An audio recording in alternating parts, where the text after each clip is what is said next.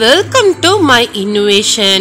நீங்க first time நம்ம சேனலை பார்க்குற மாதிரி இருந்தா ரெட் கலர்ல இருக்கிற subscribe பட்டனை கிளிக் பண்ணுங்க. கூடவே வர பெல் ஐகானையும் கிளிக் பண்ணிக்கோங்க. அப்பதான் நான் அப்லோட் பண்ற ஒவ்வொரு வீடியோவும் உங்களுக்கு நோட்டி.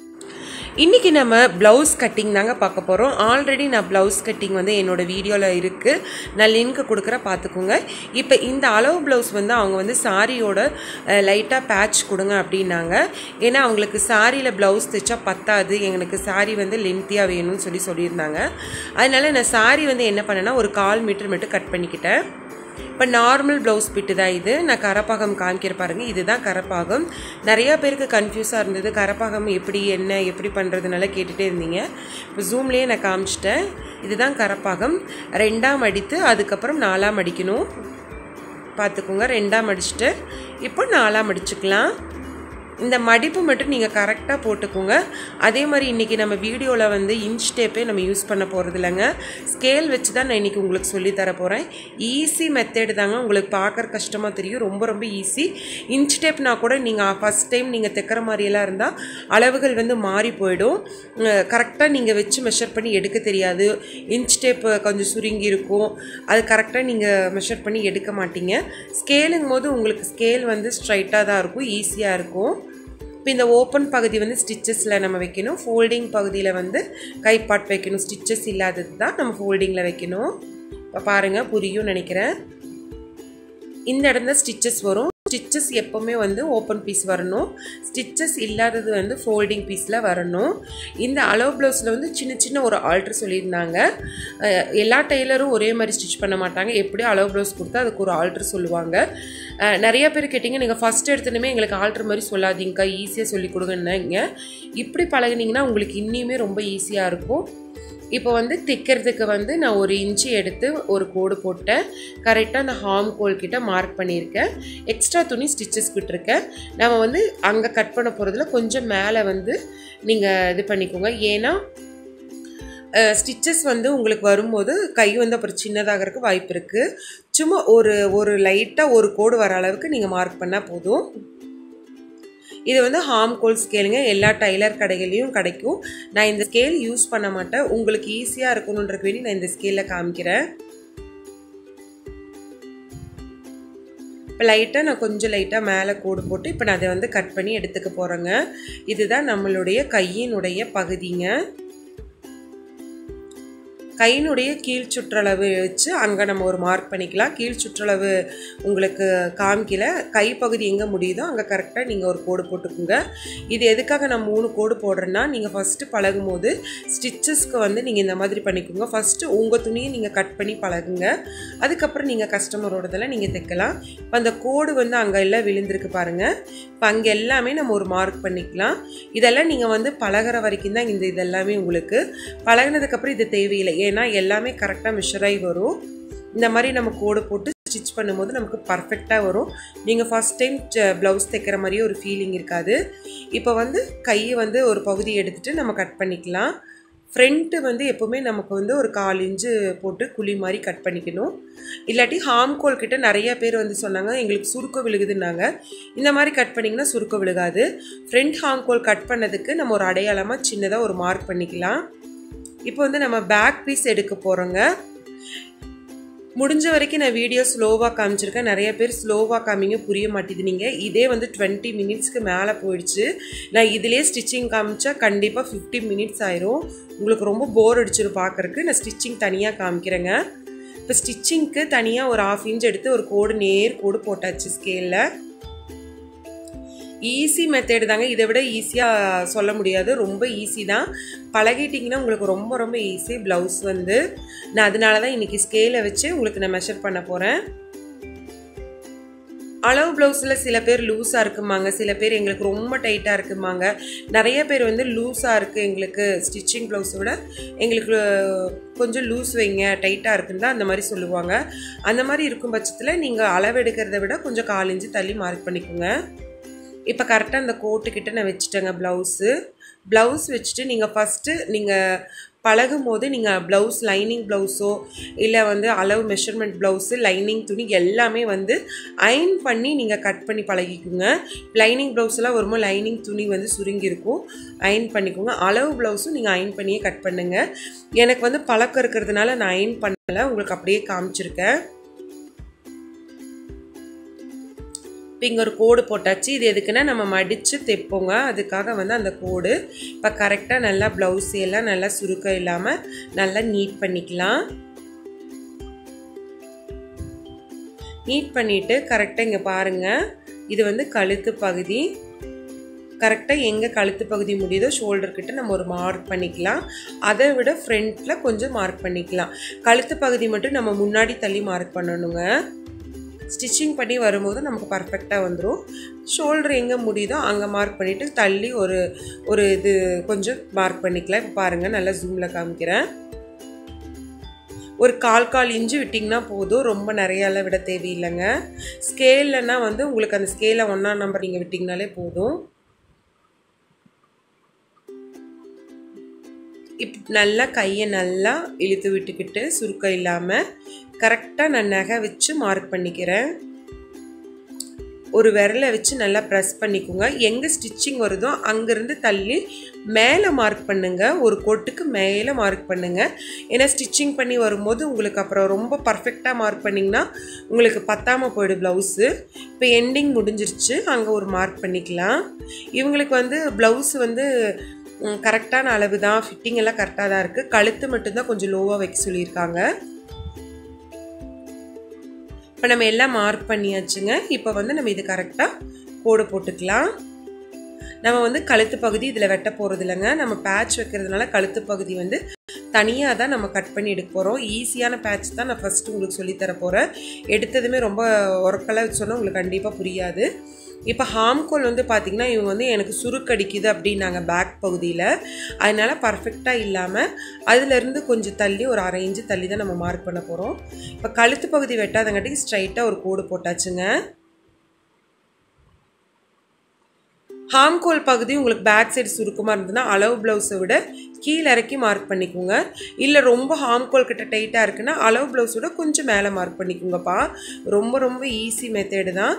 இந்த ஹாம்கோல் வரையும் போது இந்த ஸ்கேல் யூஸ் பண்ணிக்கோங்க, உங்களுக்கு ரொம்ப ஈஸியாக இருக்கும். கரெக்டாக ஷோல்டர் பாயிண்ட் கிட்ட வச்சு எங்கே ஜாயின் முடியுதோ அங்கே மார்க் பண்ணிக்கோங்க, அவ்வளோதான். இந்த மாதிரி மார்க் பண்ணும்போது அவங்களுக்கு சுருக்கம் விழுகாது. பேக் சைடு சுருக்கம் விழுந்துச்சுன்னா, ஏன் நான் இந்த ப்ளவுஸில் நான் உங்களுக்கு இப்படி காமிக்கிறேன்னா, நிறையா பேர் எனக்கு கமெண்ட்ஸில் எங்களுக்கு வந்து ஹாம்கோல் கிட்ட சுருக்கம் விழுகுதுன்னு சொல்லி தான் சொல்லியிருந்தீங்க. பேக் சைடும் ஃப்ரண்ட் சைடும் விழுகுதுன்னு சொன்னீங்க. ஃப்ரண்ட் சைடுக்கு நம்ம ஒரு 1/2 இன்ச் எடுத்து குழி வெட்டிக்கலாம். அதாவது 1/2 இன்ச் எடுத்து நல்லா கொஞ்சம் வளைவாக வெட்டிக்கலாம். பேக் சைடுக்கு இந்த மாதிரி ஹாம்கோல் தள்ளி வரைஞ்சிக்கோங்க. இப்போ நம்ம இது கட் பண்ணி எடுத்துடலாம். ஸ்டிச்சிங்க்கும் தனியாக நம்ம ஒரு 1.5 இன்ச் 2 இன்ச்சு விட்டுட்டு கட் பண்ணிக்கலாம். கட் பண்ணும்போது கேர்ஃபுல்லாக வெட்டுங்க. வேறு எந்த துணி பகுதியிலையும் வெட்டாமல் நம்ம மார்க் பண்ண பகுதியிலேருந்து நம்ம கட் பண்ணிட்டு வந்துடலாம். இப்போ பேக் பீஸும் கட் பண்ணி எடுத்தாச்சு. இப்போ கரெக்டாக நம்ம ஸ்டிச்சிங் போட்டிருக்கோம் இல்லையா, அங்கெல்லாம் ஒரு சின்னதாக ஒரு பிசுறு மாதிரி கட் பண்ணிக்கலாம். ஏன்னா நமக்கு அளவுகள் வந்து கரெக்டாக இருக்கும். இப்போ வந்து நம்ம முன்பகுதி பீஸு கட் பண்ணிக்கலாங்க. நான் கிராஸ் பீஸ் தான் கட் பண்ண போகிறேன். உங்களுக்கு இந்த துணியில் காமிச்சங்காட்டிக்கு ஃப்ரெண்டாக, அதாவது ஸ்ட்ரைட் பீஸாக தெரியுது ஃப்ரண்ட் பீஸு. ஆனால் இது நான் கட் பண்ணுறது வந்து கிராஸ் பீஸ் தான். கிராஸ் துணி எப்படி வைப்பதுன்னு சொல்லி நான் என்னோடய ஃபஸ்ட்டு ப்ளவுஸ் வீடியோவில் போட்டிருக்கேன். அதோட லிங்க்கு கொடுக்குறேன், கண்டிப்பாக அது வேணால் பார்த்துக்கோங்க. ஒன்றுமே இல்லைங்க, நீங்கள் துணியை கிராஸாக போட்டால் போதும்.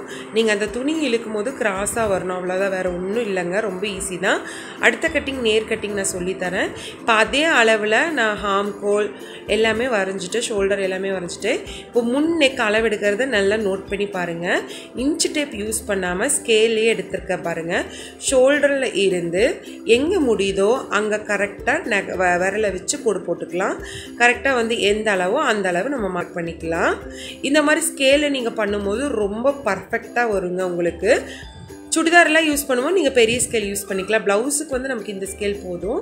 இப்போ வந்து நம்ம வளைவு கொடுத்துடலாம். மார்க் பண்ணிவிட்டு இந்த ஹாம்கோல் ஸ்கேல் உங்களுக்கு கன்ஃபியூஸ் ஆகும், எப்படி வைக்கிறது அப்படி வைக்கிறதான்னு நல்லா பார்த்து கரெக்டாக வைங்க. நான் அதுக்கு தான் காமிக்கிறேன். ஆர்ம் ஹோல் ஸ்கேல் நெக் கட்டிங்க்கும் யூஸ் ஆகும், ரொம்பவே யூஸ்ஃபுல்லாக இருக்கும். ஆர்ம் ஹோலுக்கும் ரொம்ப யூஸ்ஃபுல்லாக இருக்கும். வளைவுகள் வந்து கொஞ்சம் ப்ராக்டிஸ் ஆக வரும், அது வரைக்கும் நீங்கள் ஸ்கேல் யூஸ் பண்ணிக்கோங்க. நான் ஸ்கேல் யூஸ் பண்ண மாட்டேன், உங்களுக்கு காமிக்கிறதுக்கு வேண்டி நான் ஸ்கேல் யூஸ் பண்ணியிருக்கேன். இப்போ நான் நெக்கு வச்சு காமிக்கிற பாருங்கள், கரெக்டாக வரும். இது வந்து கரெக்டாக முடியுது. இந்த இது வந்து தைக்கிறதுக்கு நமக்கு துணிக்கு 1/4 இன்ச்சு நான் விட்டாச்சு.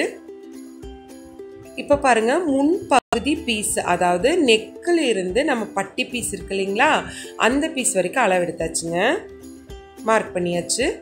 அதிலிருந்து நம்ம வந்து நல்லா நடுவில் ஒரு டாட் பிடிப்போம், அதுக்கு வேணும், ஸ்டிச்சிங்க்கு வேணும், 1 இன்ச்சு எடுத்து மார்க் பண்ணிக்கலாம். ஸ்கேலுங்கும் போது நீங்கள் 2ஆம் நம்பர் எடுத்துக்கோங்க. இப்போ ஷோல்டர்லேருந்து பட்டி பீஸ் வரைக்கும் நம்ம எடுத்துக்கலாம். கரெக்டாக எடுத்து மார்க் பண்ணியாச்சுங்க.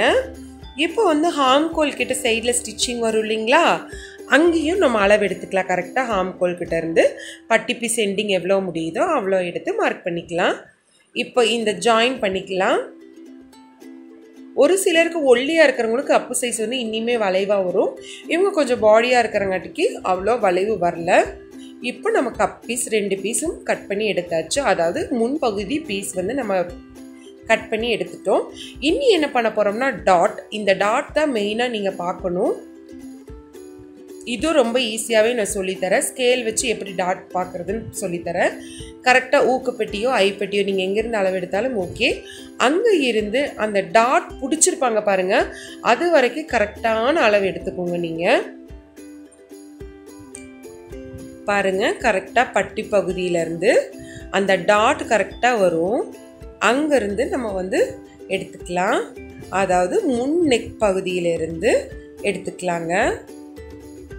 எடுத்து மார்க் பண்ணிக்கலாம். அதாவது அவங்க டாட் எங்கே பிடிச்சிருக்காங்களோ அங்கே எடுத்து நம்ம மார்க் பண்ணிக்கலாம்.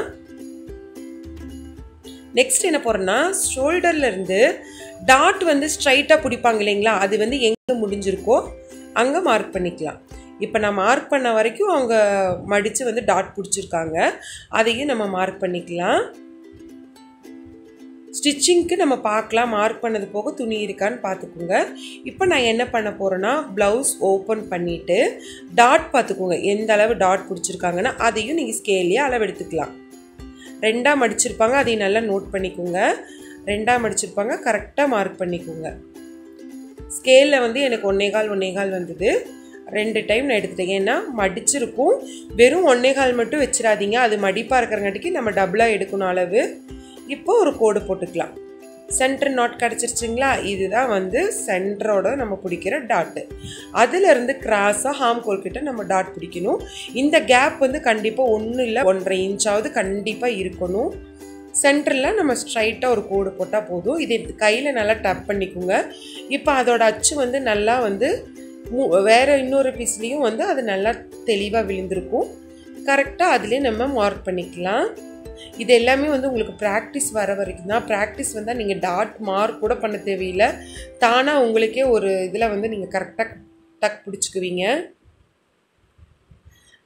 இப்போ வந்து பட்டிப்பகுதியை நம்ம கட் பண்ண போகிறோம். 2ஆக மடிச்சுக்கலாம். மடிச்சுட்டு பட்டிப்பகுதி வந்து நம்ம ஒன்றுமே அளவு எடுக்க வேண்டாங்க, ப்ளவுஸை ஸ்ட்ரைட்டாக போட்டுக்கலாம். திருப்பி போடுங்க, ப்ளவுஸ் வந்து திருப்பி போட்டு அளவு எடுத்துக்கோங்க. கரெக்டாக எங்கே முடிஞ்சிருக்கோ அங்கே ஒரு மார்க். ஆனால் கொஞ்சம் தள்ளி தள்ளி மார்க் பண்ணுங்க. ஸ்டிச்சிங் போடுவோம் இல்லைங்களா, அதுக்கு நமக்கு கொஞ்சம் துணி வேணும் இல்லைங்களா, அதுக்கு தள்ளி மார்க் பண்ணிக்கோங்க. அவ்வளோதான், ஈஸியாக முடிஞ்சாச்சு. கீழே வந்து ஸ்ட்ரைட்டாக தான் வரணும். கீழ்ப்பகுதி ஸ்ட்ரைட்டாக இருக்கணும். மேல் பகுதி வந்து உங்களுக்கு கொஞ்சம் வளைவாக வரும். ஊக்குப்பட்டிக்கிட்ட கொஞ்சம் ஹையாக, அதாவது ஜாஸ்தியாகவும், நெக்கு பகுதி தான் ஜாஸ்தியாகவும், அப்புறம் சைடில் வந்து கொஞ்சம் கம்மியாகவும் தான் வரும் பட்டி பீஸு. இதை நம்ம கட் பண்ணி எடுத்துடலாம். இது வந்து நமக்கு 4 பீஸ் தேவை. அளவு ப்ளவுஸில் எப்போவுமே வந்து 1 பீஸ் தான் வரும் நமக்கு, அதாவது 2 பீஸ் வரும். இனி வந்து நமக்கு 2 பீஸு ஒவ்வொரு இதுக்கும் வேணும். அப்போ தான் வந்து நல்லா ஸ்டிச் பண்ணி போடும்போது நல்லா ஸ்டிஃபாக நிற்கும். அது வந்து நம்ம வேறு கிளாத், எக்ஸ்ட்ரா கிளாத்தில் நம்ம அது கட் பண்ணிக்கலாங்க.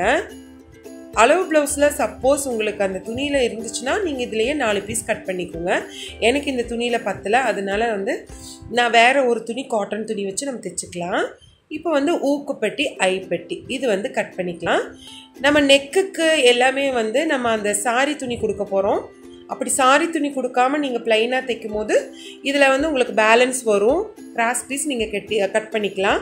அதுவும் வந்து நான் ஃபஸ்ட்டு வீடியோவில் சொல்லியிருக்கேன், அது லிங்க் நான் கொடுக்குறேன், செக் பண்ணி பார்த்துக்கோங்க. ஊக்குப்பட்டி ஐப்பட்டி கரெக்டாக அளவு ப்ளவுஸ் வச்சு மெஷர் பண்ணி நம்ம இந்த மாதிரி கோடு போட்டுக்கலாம். இப்படி ஸ்ட்ரைட்டாக நீங்கள் கோடு போட்டு கட் பண்ணும்போது பர்ஃபெக்டாக வரும். சுருக்கம் இல்லாமல், அதாவது கட் பண்ணும்போது ரொம்ப ஒரு மாதிரி ஆகாமல் கோணமான எல்லாம் ஆகாமல் நல்லா நீட்டான ஒரு ஃபினிஷிங் வருங்க உங்களுக்கு. இப்போ நம்ம எல்லாமே கட் பண்ணி எடுத்தாச்சு.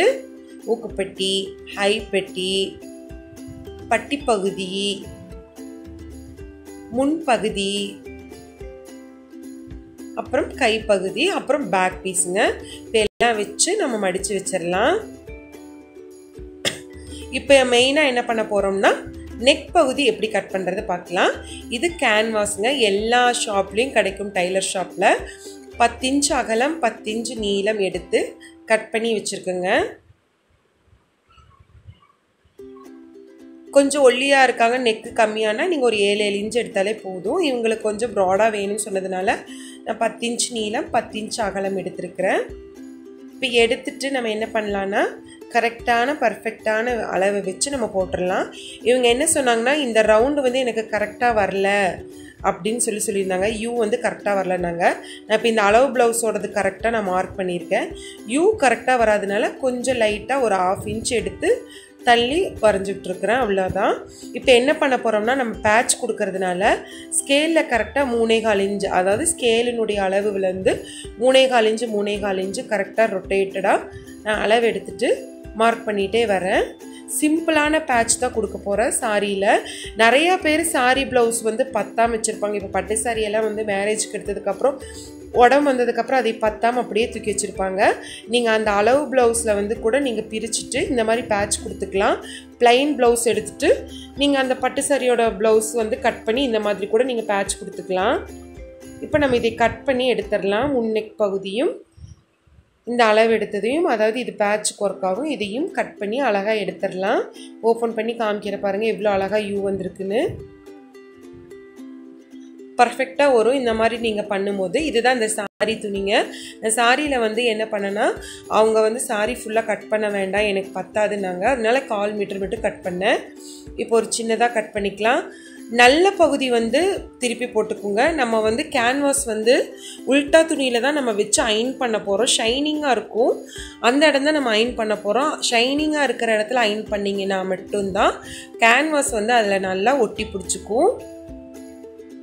துணி வந்து உள்பக்க துணியாக இருக்கணும், நல்ல பகுதி அடியில் இருக்கணும். நம்ம அயன் பண்ணுறது வந்து உள்பகுதி துணியாக இருக்கணும். அப்போ தான் நம்ம வந்து பேட்ச் கொடுக்கும்போது நல்ல பகுதி வந்து ஃப்ரண்ட்டில் அழகாக தெரியும், அதாவது பேக் பீஸில் வைக்கும்போது ஃபினிஷிங்காக வரும். இப்படி அயன் பண்ணிங்கன்னா நல்லா ஒட்டிக்கும். ஏன் இப்படி அயன் பண்ணி நான் சொல்லித்தரேன்னா, இப்போ நீங்கள் ப்ராக்டிஸாக இருந்தால் அயன் பண்ண தேவையில்லை, அப்படியே ஸ்டிச் பண்ணலாம்.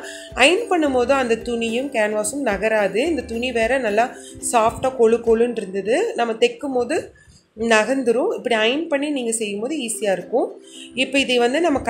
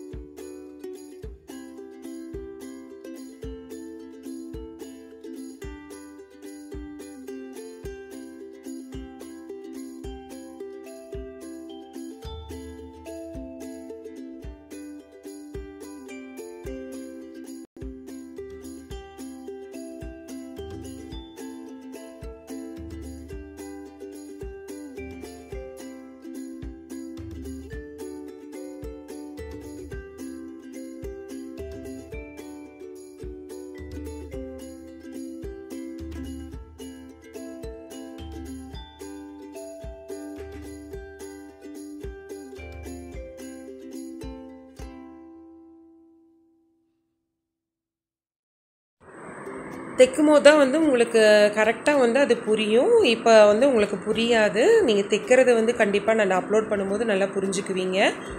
இப்போ கட் பண்ணுற வீடியோ மட்டும் நான் அப்லோட் பண்ணுறேன், ஏன்னா ஒட்டுக்க போட்டால் 50 மினிட்ஸ் ஆகிடும். இப்போ நல்லா அயன் பண்ணிக்கலாம். கேன்வாஸ் வந்து உங்களுக்கு தெரியும் பார்க்கும்போது ஷைனிங்காக இருக்கிற இடத்துல வந்து நம்ம வந்து கீழே இருக்கணும், மேலே கொஞ்சம் ஷைனிங் இல்லாத இடத்துல நம்ம அயன் பண்ணிக்கணும். இப்போ நல்லா அயன் பண்ணியாச்சு பாருங்கள், எப்படி நல்லா ஒட்டிக்கிச்சு பார்த்தீங்களா. இந்த மாதிரி நம்ம பண்ணும்போது துணி நகராமல் இருக்கும், நமக்கு தைக்கிறதுக்கும் சுலபமாக இருக்கும், கஷ்டம் இல்லாமல்.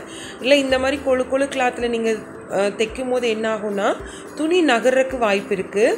இப்போ நம்ம இதை கட் பண்ணி எடுத்துடலாம். கட் பண்ணி எடுத்தாச்சு. இப்போ இது என்ன பண்ண போகிறோம்னா அங்கங்கே லைட்டாக நம்ம கட் பண்ணி விட்டுக்கலாம். ஏன்னா அந்த வளைவு பகுதியெல்லாம் நம்ம மடித்து தைக்க போகிறோம். அதனால் கரெக்டான ஒரு ஃபினிஷிங் வரணும். ஸ்டிச்சிங்கில் வரும்போது நீங்கள் பாருங்கள் புரியும். இந்த பகுதியெல்லாம் கரெக்டாக இது பண்ணிக்கலாம். நமக்கு கேன்வாஸ் மட்டுமே பர்ஃபெக்டாக இருக்கணும். இந்த துணி நீங்கள் எப்படி வெட்டினாலும் பிரச்சனை இல்லை, அந்த கேன்வாஸ் கரெக்டாக இருக்கணும். ஏன்னா நம்ம அதில் மடித்து தான் தைக்க போகிறோம். இந்த துணி கரெக்டாக நீங்கள் வெட்டலைனாலும் ப்ராப்ளம் இல்லை. இப்போ பார்த்திங்கன்னா இந்த மாதிரி ஸ்டிச் பண்ணுவோம், அதுக்கு தான். இப்போ ஃபுல்லாக கட்டிங் முடிச்சாச்சு. இந்த துணி எதுக்குன்னா கைப்பகுதிக்கு நான் வைக்க போகிறேன். ஏன்னா நமக்கு கழுத்து பகுதியில் மட்டும் இருந்தால் நல்லா இருக்காது, கைப்பகுதியிலையும் வைக்கலாம். 1/4 மீட்டரில் வந்து இப்போ நெக்குக்கு கைப்பகுதி, ஃப்ரண்ட் நெக்குக்கும் கிராஸ் பீஸு இதில் கட் பண்ணிக்கலாங்க. கிராஸ் பீஸும் நான் எப்படி கட் பண்ணுறது நான் சொல்லியிருக்கேன் ஆல்ரெடி. இப்போ இந்த மாதிரி நம்ம கை பீஸ்க்கு கட் பண்ணி எடுத்துக்கலாம். சூப்பராக இருக்குங்க. ஸ்டிச்சிங் பண்ணி வரும்போது ரொம்ப நல்லாயிருக்கும். நிறையா பேருக்கு வந்து ப்ளவுஸில் வந்து சாரியில் வந்து அந்த கிளாத்தில் ப்ளவுஸ் தைக்க முடியாது, பத்தாதுன்னு சொல்லி இந்த மாதிரி ஒரு 1/4 மீட்டர் எடுத்திங்கன்னா போதும். சாரியிலேருந்து 1/4 மீட்டர் கட் பண்ணிவிட்டு நம்ம அதுக்குண்டான ப்ளவுஸ் எடுத்துக்கலாம். இந்த கலரில் வந்து பிளாக்கும் இந்த க்ரீன் கலரும் கலந்த மாதிரி தான் சாரி, அதனால தான் நான் பிளாக் கொடுத்துருக்கேன். அவ்வளோதான் ஃப்ரெண்ட்ஸ். இந்த வீடியோ உங்களுக்கு பிடிச்சிருந்தால் லைக் பண்ணுங்கள், மற்றவங்களுக்கும் ஷேர் பண்ணுங்கள், மறக்காமல் நம்ம சேனலை சப்ஸ்கிரைப் பண்ணுங்கள். தேங்க்யூ ஃபார் வாட்சிங்.